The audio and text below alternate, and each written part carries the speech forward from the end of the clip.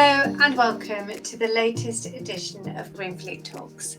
My name is Kate Armitage and I'm delighted to be joined by Darren Gardner, who is Western Europe Performance Lead at Keba.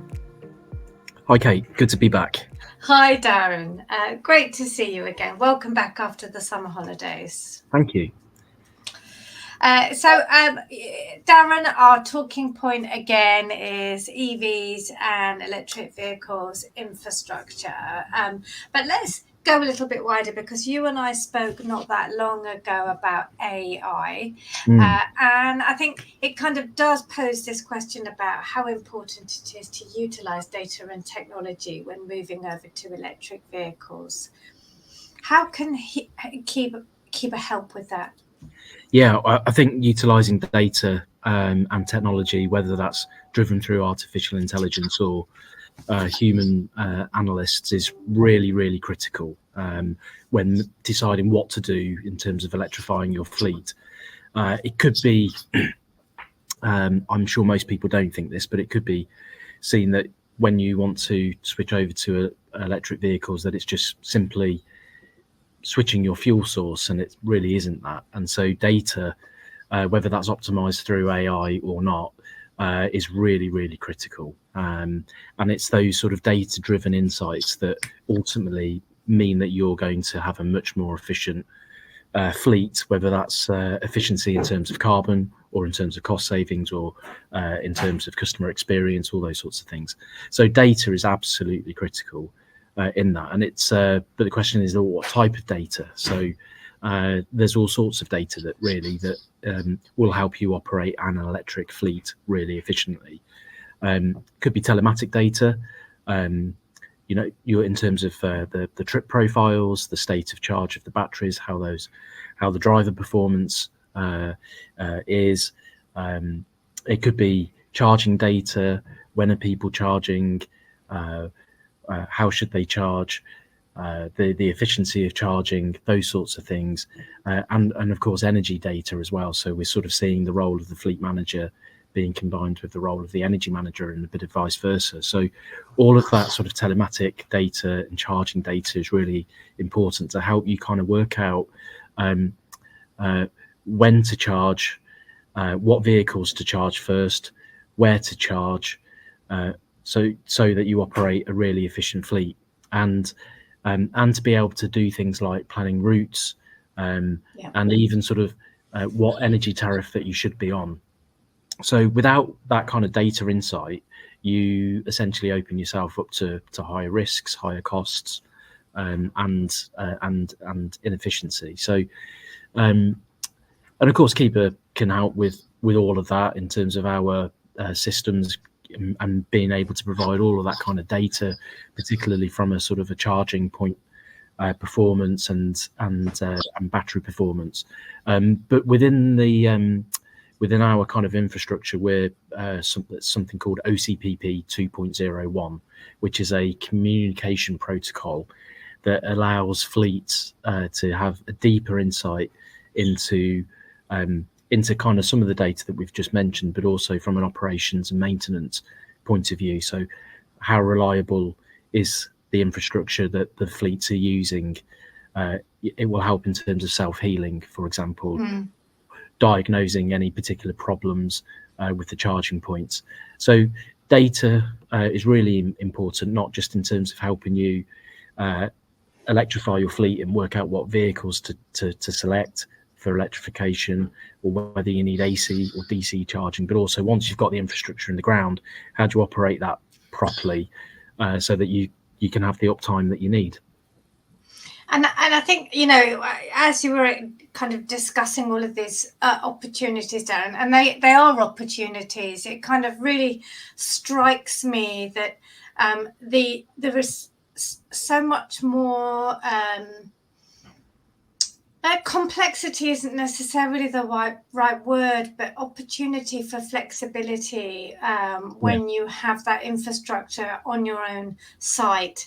And it's not so much about, can I charge that car? The answer is yes, you definitely can. But it's what's the best way of doing it? What's the best way to optimize time, to ensure best battery performance, to potentially make money?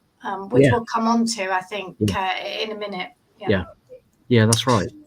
And Darren, before embarking on a workplace infrastructure project, can you distill everything that you've learned and everything that you know into like the top 3 things that a fleet manager should really have front of mind when he's planning these projects? Well, yeah. Yeah, I've had a lot of experience over, since 2008 in this industry. So I suppose it'd probably come down to 3 things: capacity of the grid, operations, and future-proofing your infrastructure. I'll just say one other thing is don't forget people in all of this, and that's something I always talk about. Let's say something about capacity. So when we talk about capacity, we're talking about energy, the availability of power on site. And that's the first thing to do, is to check your grid connection early, and to work out what spare power that you've got, if you've got any, and also to check in with your future energy needs. So you might have spare capacity now, but if you're going to, I don't know, increase a manufacturing line, for example, then you might not have that spare capacity in 18 months' time. So work out what your future energy demand is.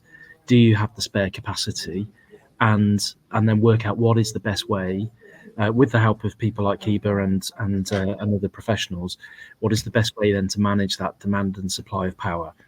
One option is to simply upgrade your grid capacity on site. It's expensive. It can delay projects, and sometimes it's not always needed. So, for example, with Keba, we have an M20 load management controller that can essentially balance the demand and supply of power across the vehicles that are charging. So there are clever ways of doing things, but the first thing is just to work out what is your demand for power now. What is your demand for power going to be, including the additional extra electric vehicles in the future, and then engage with some energy professionals to work out what's the best way of managing that supply and demand. Look at on generation and battery storage, for example. Oh, and that's what I was gonna say, Darren, because actually, as a business, when you're planning what your future electricity demand is, yes, you should be thinking about the electrification of your fleet, but there's also the electrification of heat, and potentially the electrification of other things within the business, which will create further demand. And you're right, then it does become about, is a grid upgrade the right option, or should I be thinking about on-site generation and storage, and how can that all play together? Yeah, and really clever load balancing systems can take into account not just the demand and supply of electric vehicle charging in that one system, but also looks at the whole site, and manage the power accordingly. So, and we talked about data earlier. Look at occupancy data, for example. When are people on site using power?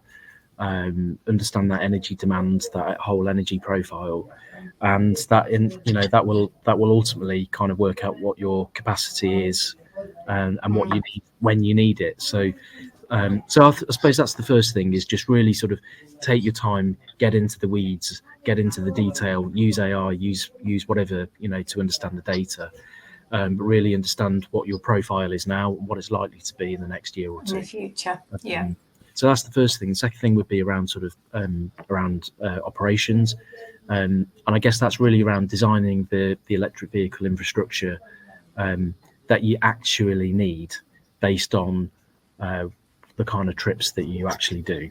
So, for example, if most of your fleet is back to base and charging overnight, then you only need kind of 7 kilowatt AC charging.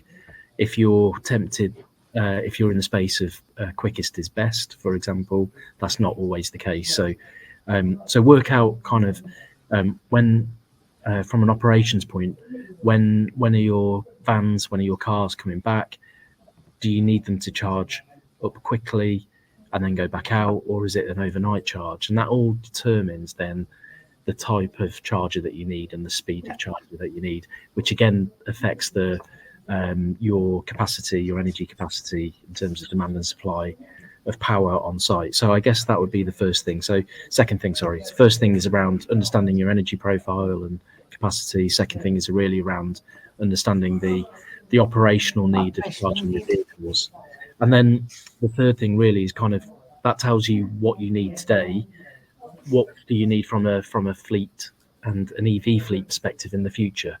And there are all sorts of innovations that are coming into the market. So things like, do you want to be able to optimize the batteries during peak time and sell energy back to the grid and harness the opportunities that vehicle to grid offer? Do you want to look at something called ISO 15118, which is a communication protocol that enables things like plug and charge? So there are whole loads of things that you should look at when kind of considering what you need. So not just now, but in the future. So all these sorts of things that we can help with, and we've worked with lots of fleets all over Europe, small ones, big ones, medium-sized ones, and probably can share all sorts of stories about kind of what the future of fleet looks like, including AI. Yeah. So I suppose they're the three things really: kind of energy capacity, operational perspective, what you actually need today, and a future proofing for tomorrow. Great. Okay, and we'll come back to some of that future proofing in a minute. Just wanted to kind of touch on the government's depot charging scheme, which in some respects I'm surprised is still available. You know, it's been running for quite a long time. It's still there for now. Does it do the job, and what else should the government be thinking about doing to support this transition? Yeah, I have a mixed view on government subsidies. Ultimately, they create a dependency that for businesses that essentially you need to make business cases stack up without government support, is my personal view. However, where they are good is where a project, in my personal view, if a project is marginal in terms of payback period, or it's a little bit risky from whatever perspective, then government grants like the depot charging grant can de-risk schemes and make things happen, and perhaps make things happen a bit more quickly. So we have a number of customers who have approached us who were planning to do perhaps, kind of like a phase one of a fleet charging infrastructure project. It might have been a small test and learn, even though they'd done all the data and, that sort of thing. When the depot charging scheme came out, I think it's a maximum of £1 million grant, up to 75% of infrastructure costs. It had two effects. One, it delayed projects because of. Second effect is that they scrapped the test and learn side of things and went big, and that's a good thing. It's accelerated companies' plans, but it's also delayed some plans as well. So that's my first observation of the scheme. The second thing is, I think the people that benefit from the scheme are the people that are probably going to do it anyway, and so I'm not sure how it helps necessarily the people who are kind of 50-50 or early stages. So the people that have approached us were probably going to do projects anyway, had the capex anyway. So I'm not sure how it's really benefited the little person, the small fleet. So that's. I think it is this, and it is the small fleets who need it. The small fleets probably need a bigger sum of money. Yeah. And applied to less chargers, rather than these corporates who, with the right will could find the money. It is a challenging area. I get it, and the government wants to make things happen and make it happen fast, and fair enough, throw some money at it, because you do want to reduce the barriers to entry. But the money, I think, will probably end up going to people who were going to do stuff anyway. And most of Britain's fleets are small, medium-sized businesses who need the money, and don't just need the money but need the expertise to help them analyze all the data, for example. So what could the government do to accelerate EV adoption? I'm not sure accelerate's the right word, but somehow we need to channel funding and expertise to small people, small businesses who want to do this, but and not through lack of intelligence, but through lack of time, lack of resource, all those sorts of things. You know, I think if the government were able to ring fence money for certain size companies with a business support package, that's where we would start to see EV adoption where we really need to see it. Yeah, you know, and then I guess in fairness to the government, what you've described is pretty much exactly what they've done for the local authorities with the Levi funding, because they have put money in place for that kind of capability gap as well. And there's programs from, you know, Cenex and the Energy Savings Trust to kind of support that process. Right. And good people as well. And the knowledge is there and the will is there. Sometimes I think, particularly with SMEs, it's actually kind of getting to a certain point on their priority list, because they're under so much pressure and everything is a priority. So how do we make this as accessible as possible? Conversation, I think, to be continued, Darren, because there's not an easy answer to that one. Impossible. And we've mentioned a couple of times, Darren, you know, the opportunities that smart charging and vehicle to grid brings for fleets.